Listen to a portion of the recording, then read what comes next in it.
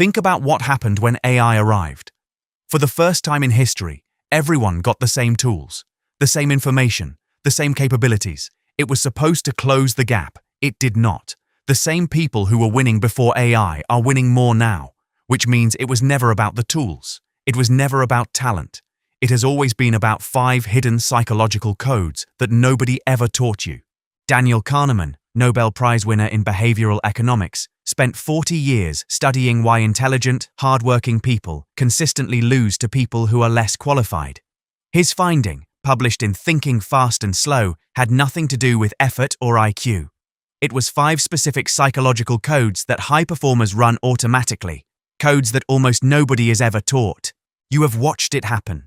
Someone in your field, you know their work, you know their background. In some ways, you are as qualified as they are, and they keep winning. The opportunity, the recognition, the momentum. You have worked harder, prepared more, been more qualified on paper, and still, the gap does not close, and nobody has ever given you a real explanation for why.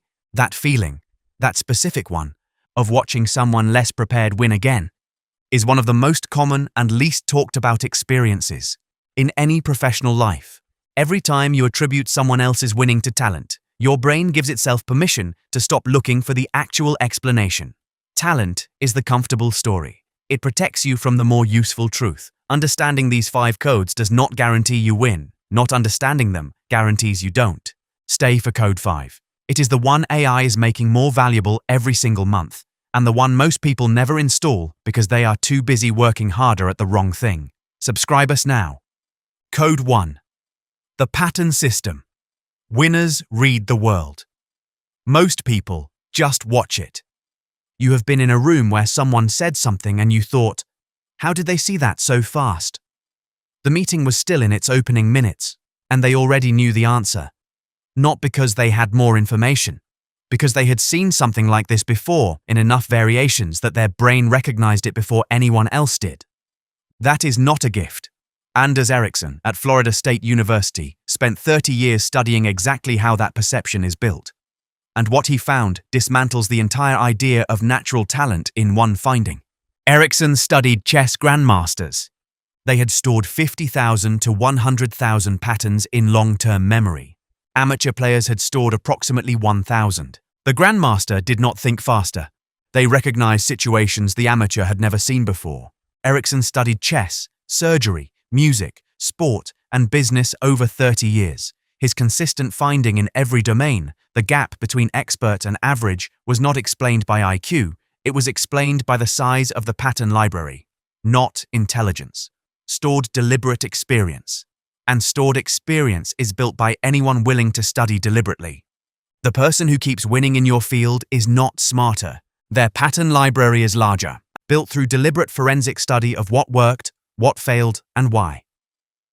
20 minutes a week, not consuming new content, studying what already worked in your domain. Forensically. The brain builds the recognition shortcut only when you give it repeated pattern inputs over time. The shortcut is not born, it is built, and it is available to anyone who builds it. But Ericsson's research revealed something most people get wrong. Having a strong pattern system makes effort feel like the answer, so you work harder at what you already know. And that is exactly the trap Code 2 is about to describe. Code 2. Position over effort. The most expensive mistake most people make. You know this experience. You were working at full capacity. The hours were there. The effort was genuine. Tired at the end of every day. And the needle did not move. You told yourself to work harder.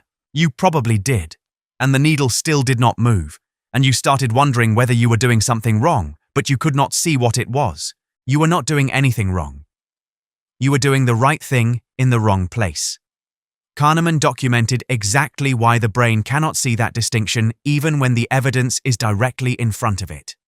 Loss aversion. Losses feel 2.25 times more painful than gains feel good. Moving to a better position requires giving up the familiar, which feels more dangerous to your brain than staying in a position that clearly is not working.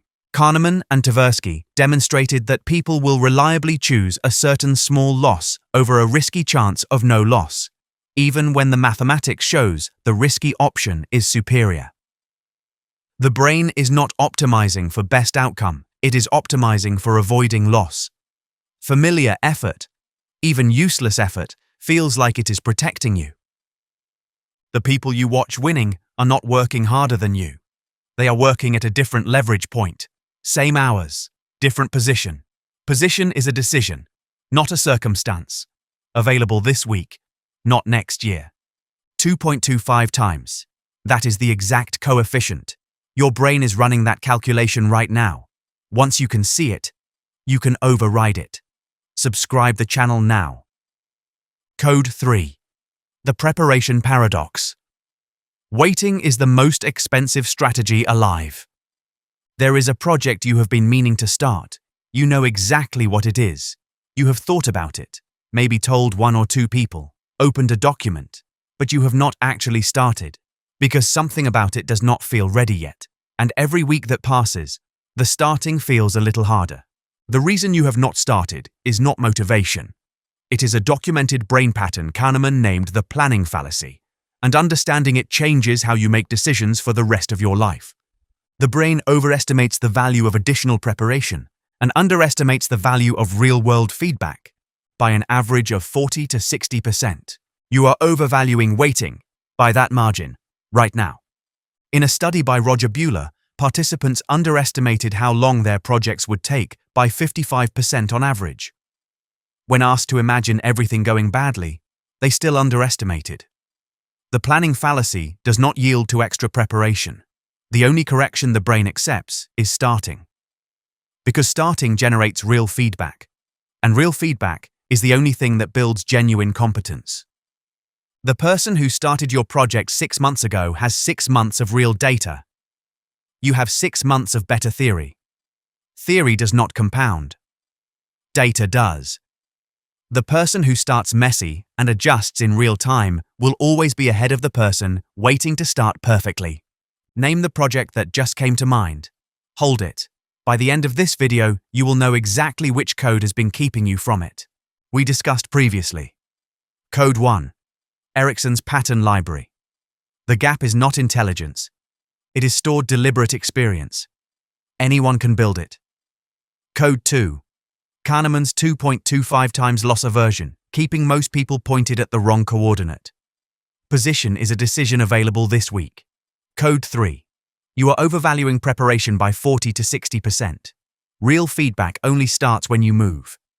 Code 4 is about what happens the first time something goes wrong after you start. Subscribe the channel now before we move next. Code 4. Failure as information. The identity pattern. Carol Dweck documented. Think about the last time something did not work. A pitch, a project, a decision that turned out wrong.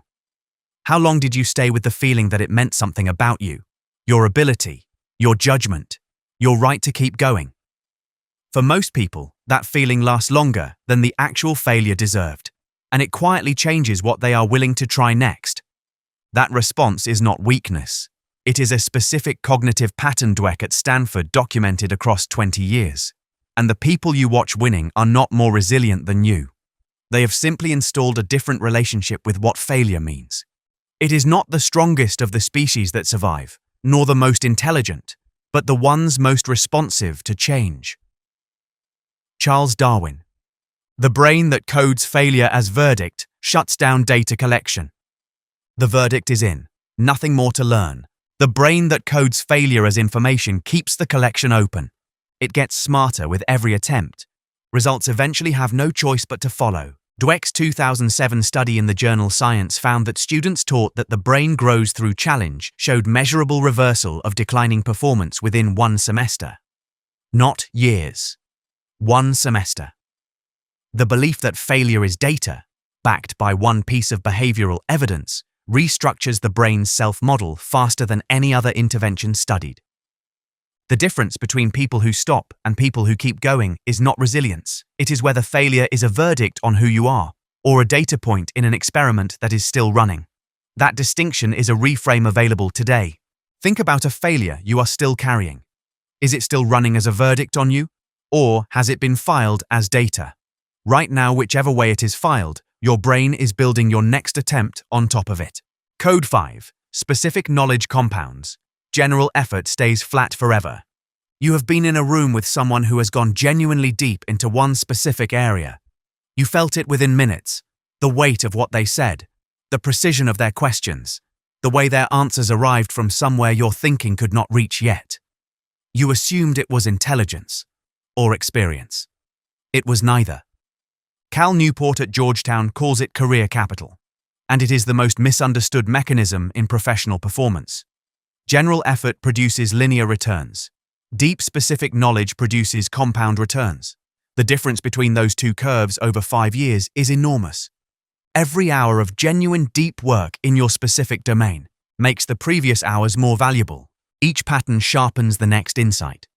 Each insight makes the next decision more precise. That is not a metaphor. It is how neural networks physically strengthen. Newport found that only 10% of knowledge workers regularly achieve the 4 or more hours of uninterrupted focus that compound knowledge requires. 90% are permanently in shallow work, keeping the lights on but never building the rare skills that create outsized outcomes. 90% of your competition is structurally locked out of the compounding mechanism, not by circumstance, by default. Here is why Code 5 is the most urgent code in 2026. AI just made general knowledge worth almost nothing. The only thing AI cannot replicate is specific knowledge built through real-world experience in your exact domain. The 90% just became more replaceable. The 10% just became irreplaceable. The window to join that 10% is narrowing, not closing, but narrowing every month. The people compounding right now went deep before everyone else started looking for shortcuts. They did not find a secret. They installed a code, and that code has been running for years.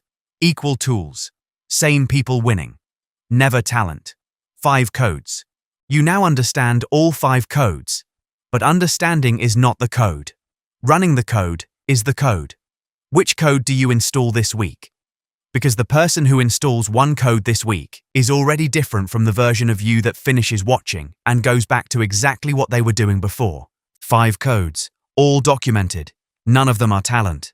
Ericsson's pattern library, built through deliberate forensic study. Kahneman's positioning, effort pointed at the right coordinate. The planning fallacy reversed, real data over better theory. Dweck's failure as information, the experiment is still running. Newport's compounding knowledge, deep over broad. Always. Type the number 1, 2, 3, 4, or 5. The code you are installing this week. Naming it is how you start running it.